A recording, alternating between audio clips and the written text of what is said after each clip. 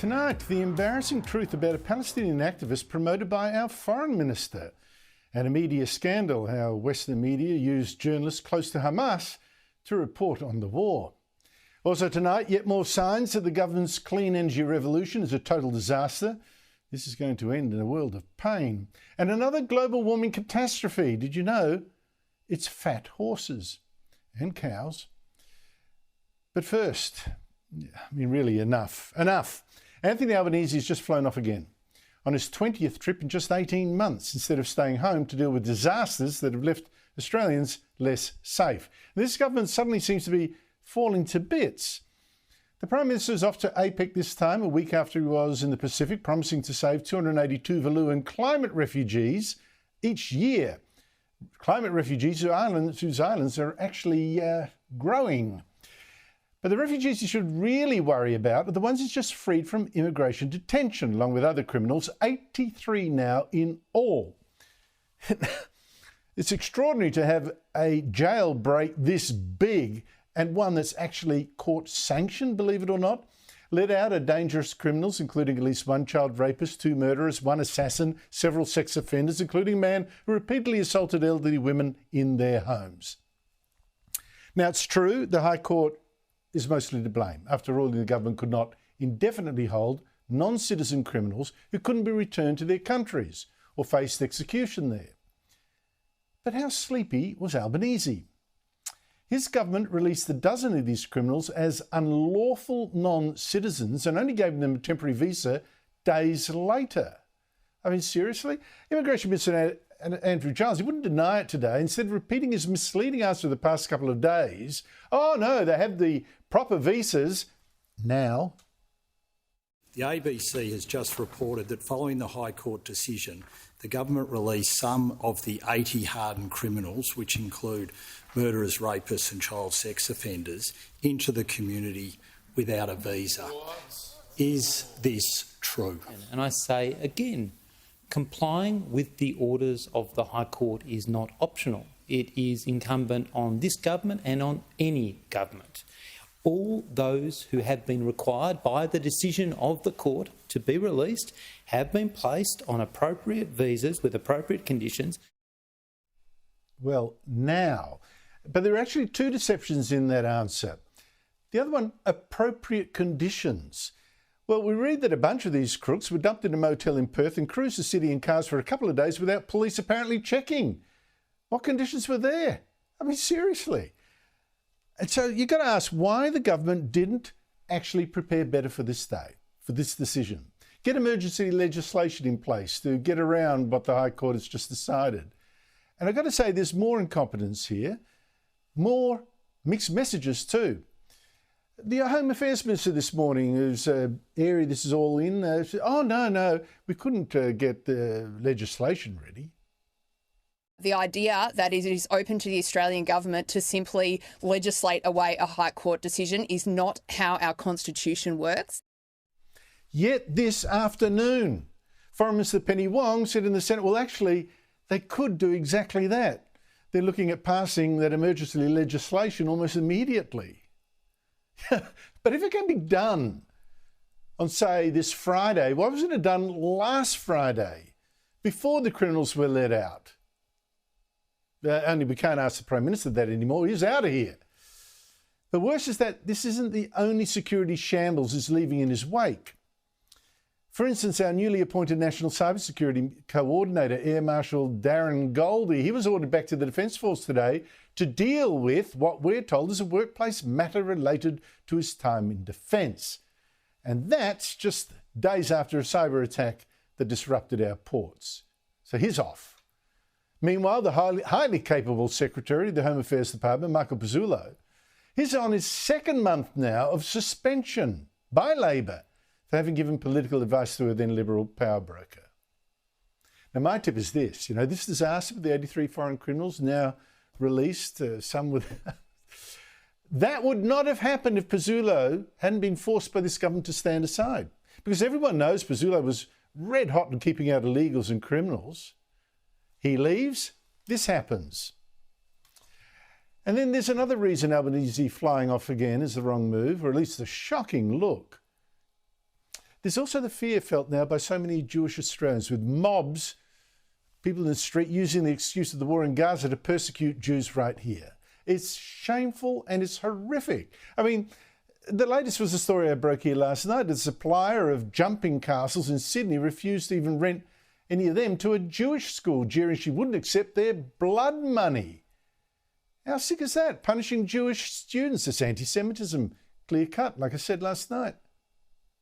And there's so many examples of this now, really, like, a baying crowd of Muslims shouting insults at Jews outside a synagogue in Jewish Caulfield in Melbourne. A man cycling in Melbourne's Chapel Street with an Israeli flag knocked down and bashed. A tradesman allegedly threatened to kill 4 Jewish boys in Sydney if they didn't hide their own flags. Protesters at Sydney Opera House chanting, "Gas the Jews," and so much more. But where's the leadership from the Prime Minister to reassure panicking Jews? And I'll add one more thing that this government has failed to deal with. Monday, a week ago, again broke the news that a Sydney imam was inciting death to the Jews, quoting Quranic scripture. To the invading Jews we say, by Allah, the day you will be kicked out of Palestine is coming. Towards the end of times, when the Muslims will be fighting the Jews, the trees will speak, the stone will speak, and they'll say, "O Muslim, O believer, there is a Yahudi behind me, come and kill him." That's actually quoting the sacred hadith. But a week and a half later, this guy is still doing that. And is boasting about defying the criticisms and the government. As you know, Brother Ismail, this centre and myself have been dragged through the mud in the media in the past week. And again, those doing the dragging is no other than the Zionist-backed media agencies under Rupert Murdoch and News Corp. And he went on to attack Anthony Albanese. Now, what is going on with this government? The opposition leader today linked a lot of this, the release of the criminals and the Jew hatred on the streets, and he went for the Prime Minister, Peter Dutton. Prime Minister, don't leave this country until you have dealt with these issues. Don't hop on the plane again to the United States. You've just met with President Biden, an incredibly important relationship, but you've just met with the President. The first responsibility for you, Prime Minister, is to be here and take care of the Australian public. I mean, Dutton's speech today really, I think, marked the day when he had total ascendancy over the Prime Minister. Albanese reacted angrily. He said, well, every Australian leader for 30 years has gone to APEC and he had a track record of defending Jews. But once again, he said, and also Muslims, as if that's the problem here right now, from discrimination. You know, that relativising again? The weaponisation or attempt to weaponise anti-Semitism in this chamber and make it a partisan issue is frankly beyond contempt.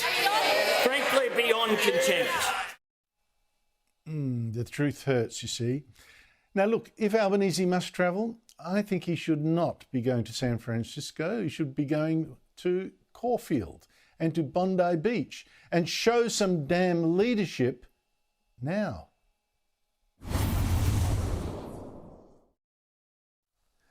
But I've got to add something here. One more example of this government's lack of leadership when Jew hatred is just going insane. A few weeks back, Nasser Mashni, head of the Australian Palestinian Advocacy Network, was actually promoted by Foreign Minister Penny Wong, who offered him her deepest condolences following what she said was the devastating explosion in the Gaza City hospital, which seemed to imply, along with the ABC, had been bombed by Israel. In fact, it even suggests the hospital's car park was hit and by a Palestinian rocket.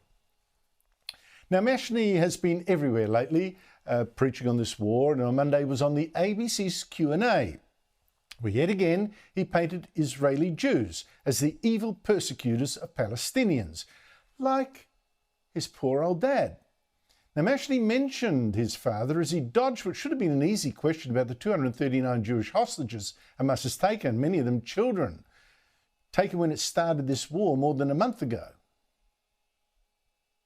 But there's not a call very often for all of the hostages to be released. Is that a demand that you think needs to be met? I'm an accidental Australian.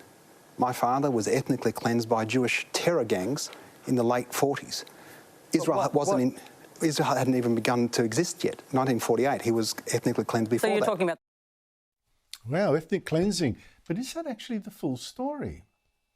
Look, it might be that Jewish militias were hunting Mashni's father, but I think the full story isn't one of Jews' ethnic cleansing this poor man from Palestine. Because Mashni's father, Shahir Hussein el-Mashni, was actually born in Deir Dibwan in what was then Jordan. It remains a Palestinian town in the West Bank, not in Israel, and it's under the control of the Palestinian Authority, so not much ethnic cleansing there. Now, ASIO has removed documents from el-Mashni's publicly available records, but an eulogy written for him in 2007 in the Green Left says Mashni's father joined the Palestinian resistance around the time that Israel was created and, quote, he knew that if he was captured, he would spend the rest of his life in an Israeli prison. During this time, he continues political activity, that might be a euphemism, only to be jailed in Al-Jafar prison by the Jordanian regime. So wait a minute, it's the Jordanians who jailed him, not the Israelis. Now, el-Mashni, al-Mashni's father, then moved to Lebanon and in 1960 to Australia after a friend, his sponsor, told immigration officials el-Mashni was actually fleeing Muslim intolerance, not Jews, saying he is a convert to Christianity from Mohammedanism, Islam, as a result of which he was driven from his home and country of Jordan to Lebanon and has suffered cruelty, imprisonment and torture. Or maybe that was a lie, who knows? Once here, el-Mashni helped form the Australian wing of the Fatah movement of terrorist Yasser Arafat. And at his funeral, tributes were read out from the Palestinian president and Ismail Haniyeh, who's now head of Hamas. Head of Hamas, the terrorist group which started this war. So all this might help to explain why Mashni on Monday would not condemn Hamas or demand that Hamas release the 239 Jews it had kidnapped. It might help to explain why he has led chants at an anti-Israel protest in Melbourne, from the river to the sea, which is generally understood as a call for the destruction of all Israel, from the River Jordan to the Mediterranean Sea. Mashni denies this has to be a call for Israel's destruction, but Hamas is clear that it does mean exactly that. What's more, Mashni last year also tweeted that 6 men, including Islamic Jihad terrorists who escaped from an Israeli prison, were Palestinian heroes. So you have to ask, why does our foreign minister give this man FaceTime? Why did Labor MP Jed Carney also post pictures of herself with Mashni, thanking him for sharing your stories? Really, Labor's got to stop playing footsies with a man who has praised terrorists, called for Israel's destruction, and can't even bring himself to condemn Hamas on the ABC. Another total failure of leadership.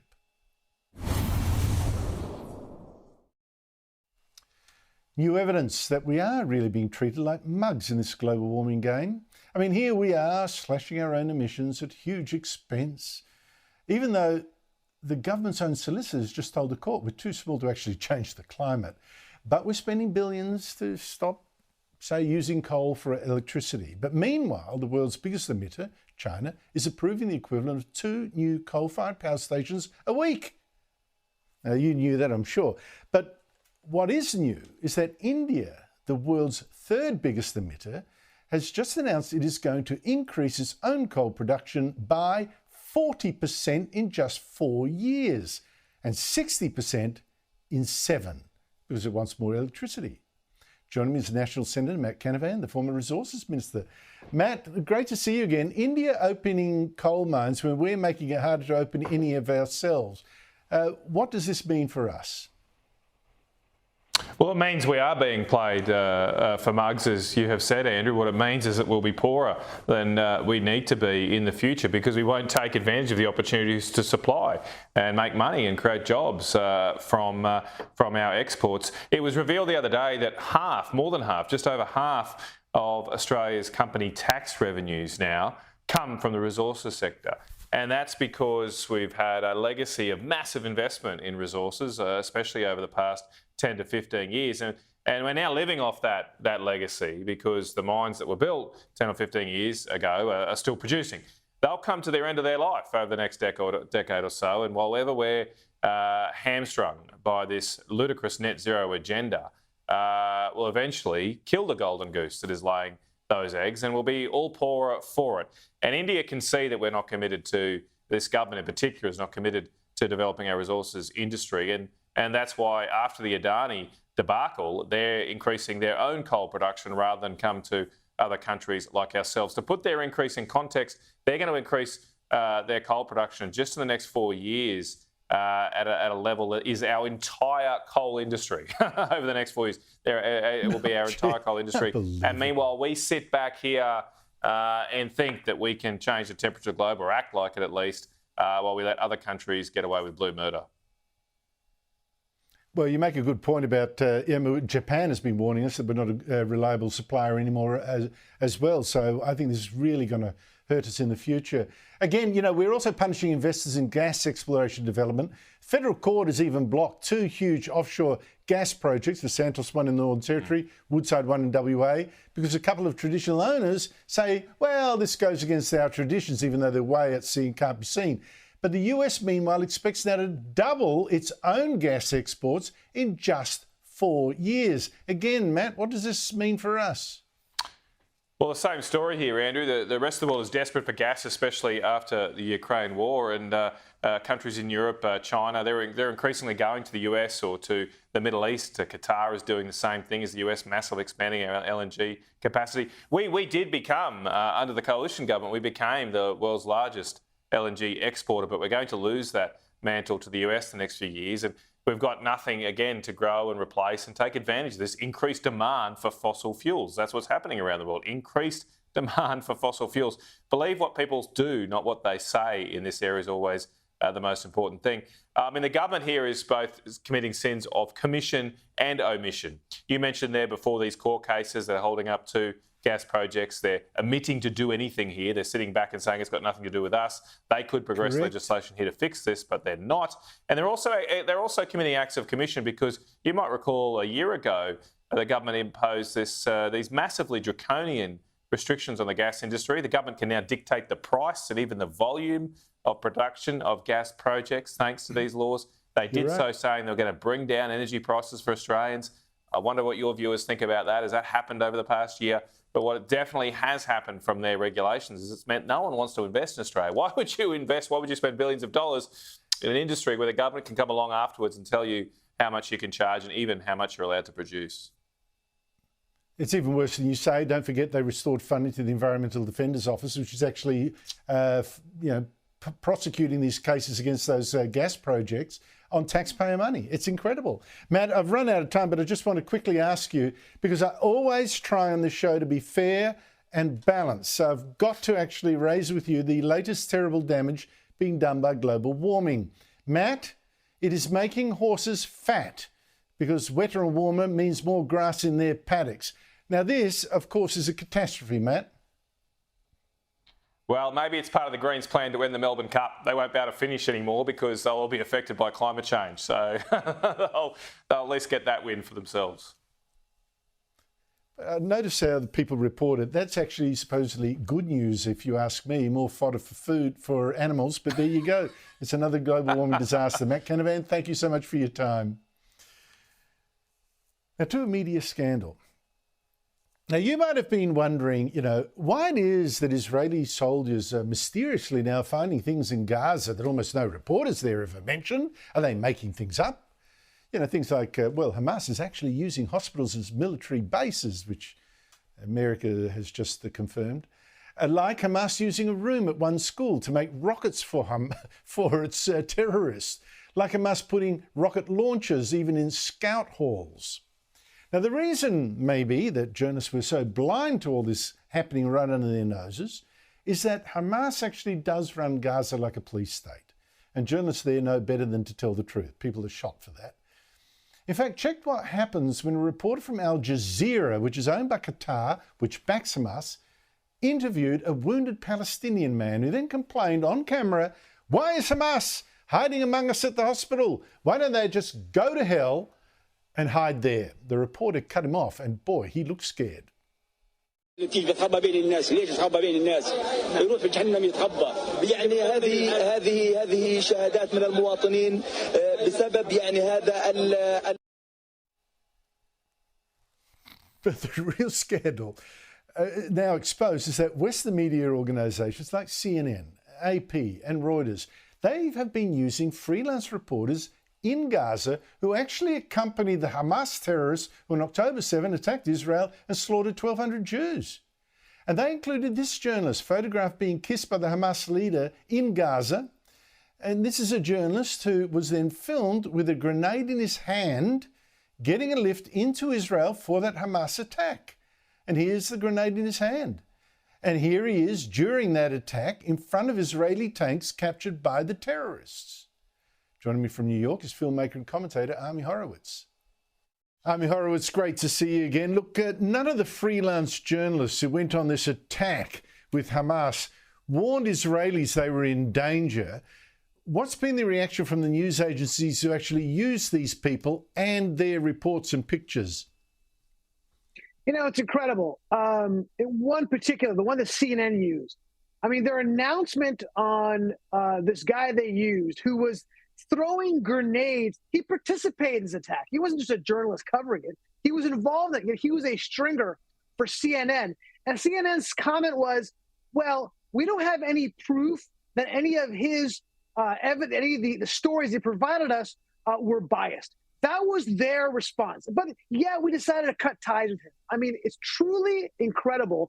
And honestly, it's not making a whole lot of waves in the media here, in the mainstream media here in the U.S., because they know the culpability that they have, because they now, look, they understand that locally in Gaza are controlled by Hamas. So therefore, whatever you're getting from Gaza essentially is filtered through Hamas. This has been going on for years. This is nothing new. So, of course, the mainstream media here wants to ignore it as much as they possibly can. Play it down. Yeah, it seems to me this has gone away so quickly with the media organisations answering just one question to, oh, we didn't know this attack was going to happen. They weren't pre-warned, or they didn't warn us, and so we couldn't do anything. And this, we just used this stuff. But that doesn't even come close to it, because as you say, if we've got people here that are so embedded with Hamas that they come on a killing spree with them without giving warning, then how can you trust anything they report? They wouldn't be going around telling you, but on the other hand, this is what Hamas is doing to its own people. They wouldn't be giving you that sort of stuff. Of course, there's a bias here. No, you can't trust any information coming from Gaza, including the mainstream media's coverage of it, because they're using people locally. Look, you can't trust the UN. You can't trust the Red Cross. You can't trust any of these organizations, not necessarily because the organizations themselves are untrustworthy, although an argument could be made for that. It's because all of their information are coming from people they hire on the ground in Gaza, all who are affiliated one way or another with Hamas. That's just the reality of the situation, including, by the way, the number of deaths that have happened in Gaza. We don't know what the real numbers are. It's impossible to know through the fog of war. So I remember when the hospital was bombed by Islamic Jihad, right? Somehow within minutes, they knew 500 people were dead. And of course, what happened? All of the media reported it as fact because their stringers on the ground who worked through Hamas were giving them that numbers. It's perverse. And it's you're quite right about those figures where they say, well, look, we keep getting told how many children have allegedly been killed, and it usually is about a quarter, maybe a third of the total, which is weird because Israel is actually fighting Hamas terrorists, and you never get a breakdown of how many there are actually young men or men generally. It's just the children, which I think is actually an inflated number. I mean, any child death is a tragedy, but I think the numbers are inflated. I don't get the lack of skepticism. But the media coverage of Gaza, Army, it gives people the idea that Israel has occupied it. It hasn't, not until this war, not for 17 years. And it was an open-air concentration camp. I kept getting told that. But when you look at footage of Gaza, or at least the nicer bits before the war that Hamas started, You see that it's not what activists like to claim and what most media presents. This reporting on Gaza Army, what do you make of it? So, okay, a couple things. First of all, Gaza was never occupied. There was not a single IDF troop in Gaza since they disengaged from Gaza, right? That's first of all, like you said. Now, open air prison, first of all, to be clear, only has control over one of its border. The northern border has absolutely no control whatsoever of the southern border. That border could be open tomorrow. Just the Egyptians who control the Rafah crossing have it closed. So to blame Israel for being a quote unquote open air prison is ridiculous. I've been to Gaza after this engagement, and Gaza wasn't a wonderland for certain, but to make this idea that this open air prison nonsense, that nobody had food and fuel, there was plenty of food and fuel and people were out and they were working. Life was relatively normal there. Okay, it wasn't the same life you have in Tel Aviv, but that's the fault of who? That's the fault of the Hamas government because they were diverting economic flow that was coming into Gaza for use in weapons. Ami, I can't wait for your own film on this war. You were in Israel filming. You're now back in the US. We hope to have some sort of preview at some stage, so let us know when it's on. Thank you so much for your time. Thank you very much, Andrew. Always a pleasure. That last bit of overlay you might have seen, Hamas pulling up water pipes and converting them into rockets. I think this sort of says it all. After the break, the biggest jump in wages in 26 years. Does it feel like that for you? And the panel, has the government's leadership collapsed? If you think you're getting poorer, well, you're right, because Australians have suffered the biggest fall in incomes in the developed world. But today there was actually good news for the Albanese government, kind of. The latest figures today show the strongest wage growth we have seen in a quarter for 26 years, a 1.3% jump for the quarter, although it's still under the inflation rate, of course, even if the gap is closing, so you actually still are going backwards, but still. But is this quite the good news that the government today said? Joining me is the panel, Michael Costa, former New South Wales Labor Treasurer, and Federal Liberal MP Garth Hamilton.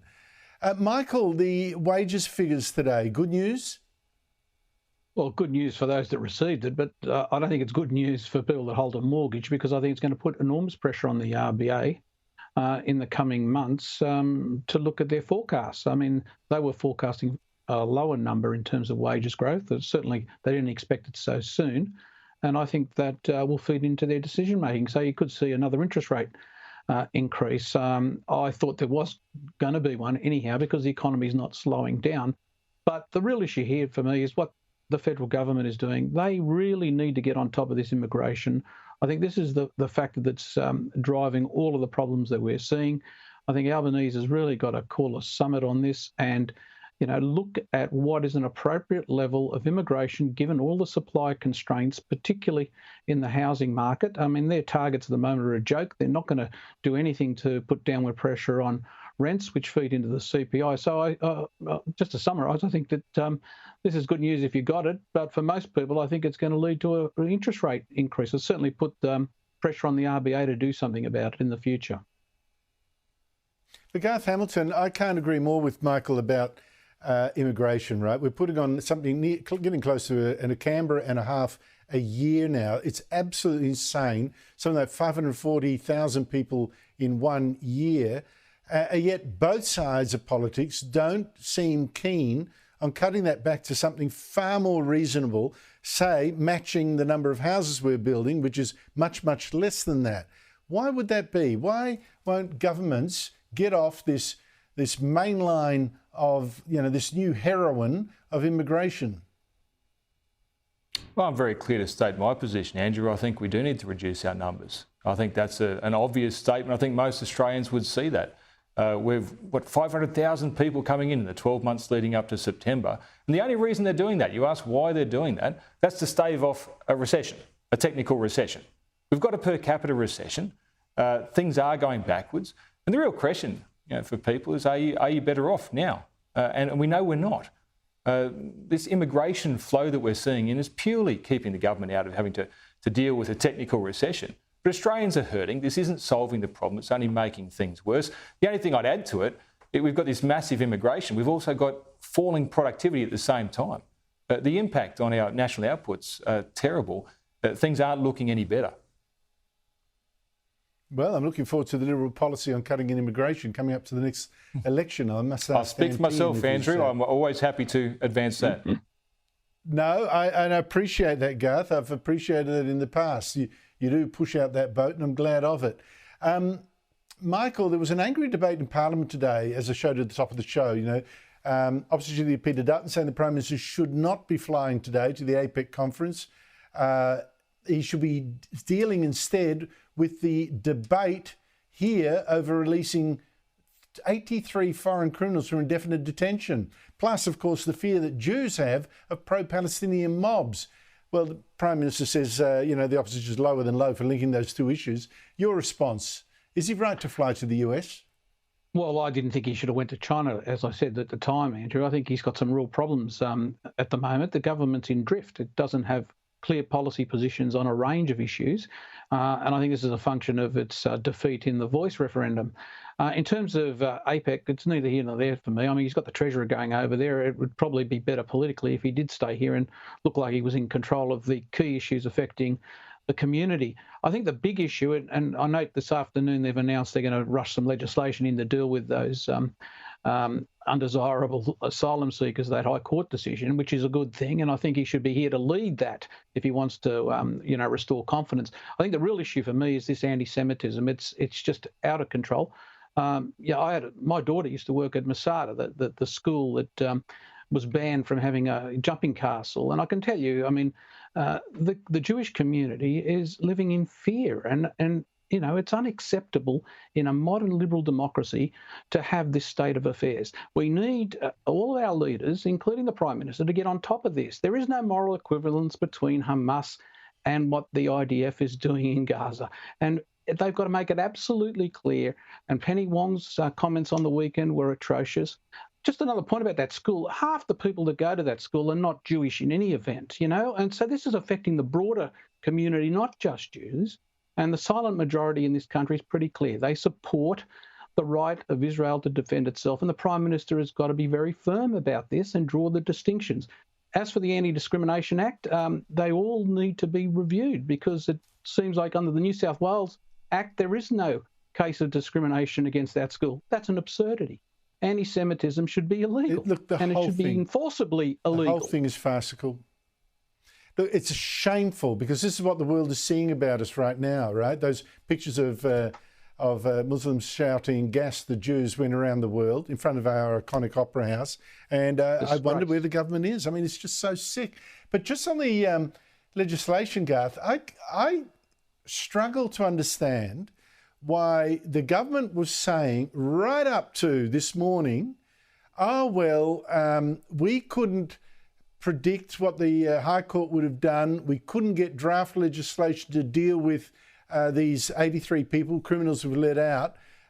We couldn't. We just had to do what the High Court said. Yet today they are saying, and again, the High Court still hasn't released its full decision. Now, this afternoon, it's saying, yes, we can do it after all. We're going to rush legislation through. I mean, what on earth is going on there? Well, Labor is in complete disarray. We've got Claire O'Neill, who seems to think we can't legislate for this issue. We've got Penny Wong, who says we can. We've got Andrew Giles, who would appear to have absolutely no idea, unfortunately. I have to say his responses in question time were absolutely terrible. And where's the leadership? Where's the leadership? The Prime Minister's already on a plane. As we speak, Andrew, he's halfway to the US. He's walked away from his responsibility of guiding Australia through a very difficult period. We're talking about social cohesion. We're talking about keeping people safe in their own communities, on their own streets. On Tuesday morning, I met a lady out the front of Canberra, out of Parliament House here, who was afraid to speak Hebrew, a Jewish woman, afraid to speak Hebrew at her shopping centre for fear of repercussion. That's unbelievable that's happening in Australia. That's completely against, I think, everything that Australia stands for.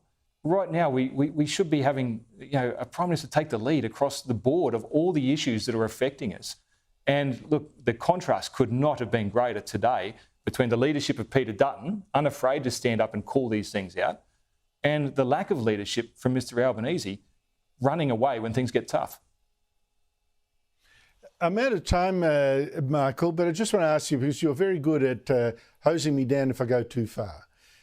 I'm wondering, though, whether we're seeing not a collapse of leadership, but a really dangerous fraying of it, a lack of it, like a Prime Minister was distracted during the Voice referendum, seems not in control of the agendas swirling around him. How would you put it? Well, I think you're right, but I don't think that he's terminal. I think he can recover. That's the difference. I mean, he's still got time to recover, but he needs to carve out an agenda. See, my view, Andrew, is their only agenda was the Voice, and they expected to ride to the next election on the back of the Voice. I think that might be it. That failed, and they've got nothing else. Now they need to focus in on those economic issues. Well, they have got plenty, Michael. No, that's wrong. You have yourself mentioned plenty of things to get on with. The Prime Minister doesn't seem to have an appetite or the concentration for it. This is what I think is really so sad. Michael Costa, Garth Hamilton, thank you both for your time. After the break, a school wants students to come to school for just 4 days in the week now and study at home on Mondays. Is that a good idea? Plus, the Victorian Premier says students should have the right to skip school to march against Israel. Is she right? More after this. You wouldn't want to be a Jewish child in our schools right now, would you? As I said last night, and just discussed, we have one Jewish school in Sydney banned by a jumping castle supplier who said, oh no, you can't run rent from us. You're Zionists. We don't want your blood money. What was that? And next week there's going to be a school strike for Palestine. Can you imagine what that means for Jewish students at these schools? Yeah, the Victorian Premier said she defends the right of these students to march out of their classrooms. Joining me is Senator Sarah Henderson, the education spokesman for the opposition. Sarah Henderson, great to see the castle supplier. Do people have the right to decline service to people they don't agree with? I mean, I think this is appalling, but we have had the case of bakers refusing to bake cakes for gay weddings, and that was a Conservative cause. They should have that right. Well, Andrew, good evening and great to join you. And this is a blatant case of discrimination, shocking, appalling, and it's part of the growing rise of anti-Semitism that we are seeing in this country. I just feel so much for this school, Andrew.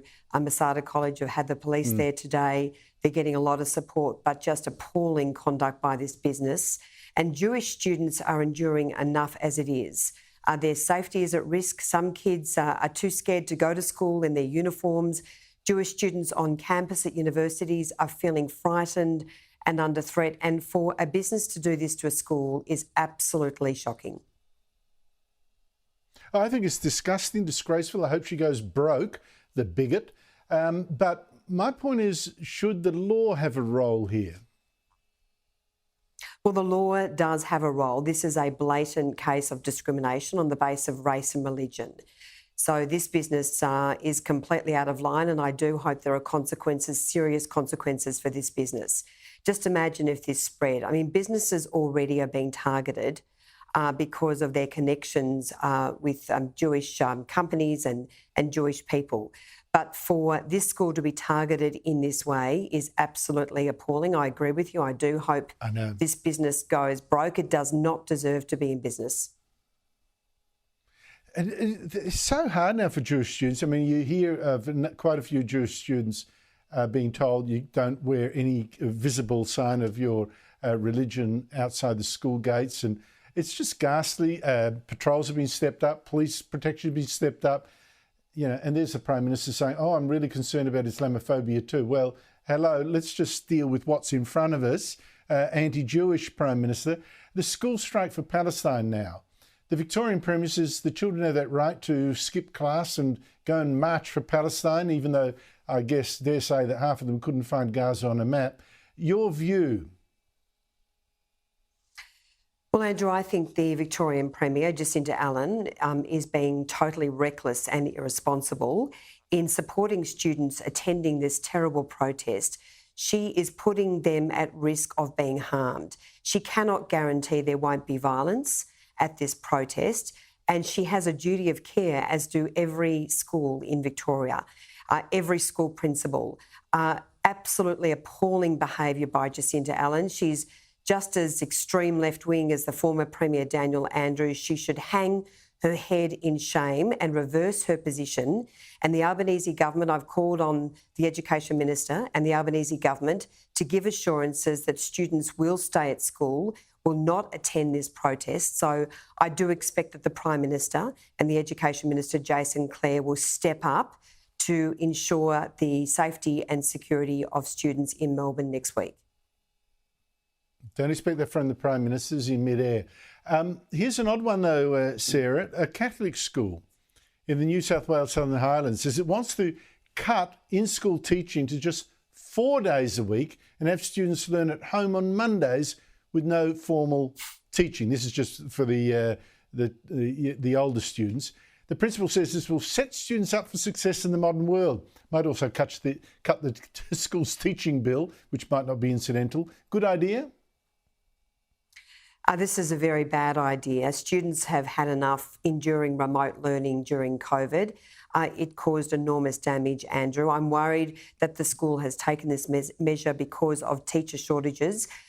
There is a growing teacher shortage crisis in this country. Again, we have not seen the Albanese government do much on this front at all. And of course, it's only going to get worse. There's also a trial of shortened teacher days and student days in Queensland, indicating that teacher shortages are really a profoundly serious problem. Made worse, though, because there's these teacher scholarships which have been announced by the government, more than $50 million, and yet they've only been offered to student teachers who teach in government schools. So a blatant case of discrimination against non-government schools. Oh, my goodness, sure is. That's skipped by me. Sarah Henderson, thank you so much indeed for your time. Really appreciate that. After the break, the King turns 75, but how many people hip hip hooray? Plus, a sacked minister calls the Prime Minister weak on borders, weak against Palestinian hate marches. But whose Prime Minister is she talking about? No. The Liberals here under Peter Dutton do seem to have learned their lesson. You know, you've got to fight for your values or you die. The Conservatives in Britain, maybe not so much. I mean, utter turmoil there. Prime Minister Rishi Sunak. Yeah, he's really more the sort of go with the flow kind of bureaucrat, you know, that you sort of the Liberal left here. He's now been given an absolute blast after sacking Suella Braverman as his Home Secretary on Monday after she refused his request to not accuse police of going soft on pro-Palestinian protests, which she promptly did. She said they do go soft, and she called those protests hate fests. In response to her sacking, Braverman has sent Sunak a 2-page letter saying he'd broken his promises to her for her support in his becoming Prime Minister to get tough on stopping the boats of illegal immigrants. And she said he was also weak on hate marches as well, just like Anthony Albanese, she could have said. And she added, I have become hoarse, urging you to consider legislation to ban the hate marches and help stem the rising tide of racism, intimidation and terrorist glorification threatening community cohesion. I regret to say that your response has been uncertain, weak and lacking in the qualities of leadership this country needs. As on so many other issues, you've sought to put off tough decisions in order to minimise political risk to yourself. How familiar is that to us in Australia? Joining me from London is Patrick Christie, star presenter for GB News. Patrick, great to catch up with you. Is that really what this is all about? Sunak being weak and Braverman sort of, you know, not being obedient? Well, essentially, yes, although the problem is for Rishi Sunak is that Suella Braverman has been right about a heck of a lot of stuff. She was right about the incoming, as she put it, hurricane of people coming not just to Britain but to Europe and then into America as well. She was right about the United Nations having to change its definition of what a refugee is unless we want to lose our culture and our way of life forever. She was right about hate marches. That's been evidenced again on the street. And the far-right presence that was here behind me at the weekend was not here because Suella Braverman told them to be here. She didn't. They were here because they were either just intent on causing trouble anyway, because that's the kind of people that some of them are, or they felt incredibly let down by weeks and weeks and weeks of hearing chants for jihad on the streets, etc. So that's why they turned up. There's no doubt about it. Suella Braverman went rogue. She did release an article in the Times that was not sanctioned, and she was becoming increasingly more difficult to actually handle. But Rishi Sunak does stand accused of essentially lying to the nation, because he is saying every single time he opens his mouth, I want to stop the boats. And Suella Braverman is saying, we signed a contract in order for me to back you to become Prime Minister. You have reneged on that contract, you are lying to the nation, and you haven't got the bottle to lead the country. And do you think she's, saying something that chimes with the voters? Well, I mean, we're not seeing that much being done by ways of practical steps to actually do things like curb illegal immigration. He's doing a little bit in the Channel, and boat crossings are down about 20%. Most of that, we believe, though, is weather-related. But later today, we are going to have a bombshell Supreme Court judgment relating to our Rwanda deportation scheme, OK, which is supposedly going to get people off to be protest in that African nation. Now, Suella's sacking letter, she revealed that that Rishi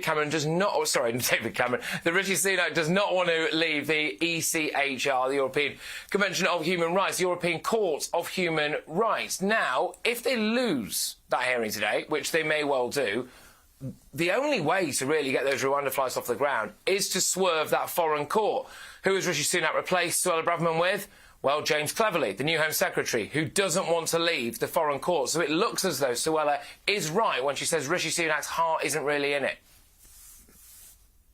See, this doesn't strike me as the actions of a party, the fact that she's out for wanting all this, doesn't strike me as the actions of a party that is pleasing the kind of voters that gave the Conservatives their surprise win under Boris Johnson, working class people in traditional Labor seats, usually many of them in the north of England. I don't know that this is the party they voted for. Yeah, well, it's not, and that is a massive problem. We did some exclusive polling last night on my show on GB News, and in the north of England, just 1% of people 1% of people said that they felt as though the Conservative Party stood for their values, OK? And of Conservative voters, so voters who voted Conservative at the last general election, that landslide victory for Boris Johnson, just 31% of those say that they will vote Conservative at the next election. So just 31% of people who voted for them last time round. They have lost their red wall, and by bringing David Cameron back, they're trying to shore up the southern seats, that blue wall, the poshos down south. Well, that's not worked either, because apparently only 4 of them are in favour. So there we go. It sounds so much like what the Liberals, we call the Liberal wets, or the others call them falsely the moderates. They're actually left-wing Liberals. We're trying here with no success. They're now out of government almost everywhere. So really, what a disaster. King Charles yesterday turned 75. How's he going down with the public? Have they warmed him 40 months after he became their king? A couple of things happened recently that showed Charles's softer side. We had Remembrance Sunday. He was very emotional, visibly emotional, at the Cenotaph Memorial just behind that building you can see behind me there. Also, he unveiled a statue to our late Queen, his mother, recently, and the tears were kind of coming down his face. He is actually showing that he is a lot more emotional than his mother, which people quite like, and I think that will excuse the odd little temper tantrum we might get out of our king. Of course, he is going down very, very well with the public. The kind of wide conception is that he's got off to a great start as King Charles. 75 yesterday, was sung Happy Birthday at a food waste processing plant. Nothing screams Happy Birthday King like having to attend a recycling centre on your birthday, does it, you know? But I have to say, look, I've only met him once and very, very briefly. He seems a nice guy with a great sense of humour. I don't like his global warming preaching, but I have to admit that while he said more than he should have as king, he has sort of kept a lid on it to a large extent. How would you rate all that? Yeah, he's a bit of a conundrum, OK? Don't agree with him on the net zero stuff. I think he's getting terrible advice when it comes to Commonwealth countries, apologising left, right and centre. I think you and I both know how that ends, and it's not pretty. And it's not pretty, right? But he's wandering into that. Whether that's him or his advisors, I don't know, but that's bad. But just on a personal level, he's doing all right. He's working hard. He's out and about all the time. There's a visible presence. He's going out and doing Britain's bidding in countries like France and Germany and coming across quite well there. So fair play to him, you know. He has had a long time to practice. Of course, as well, he doesn't seem to be caving into Prince Harry, so that's quite a good thing, I think, as far as we're concerned as well. There's no more olive branches for Harry. So true. Patrick, Chris, it's always great to talk to you. Talk to you next week. Thank you. That's it from me. Chris Kenny coming up now. Good night.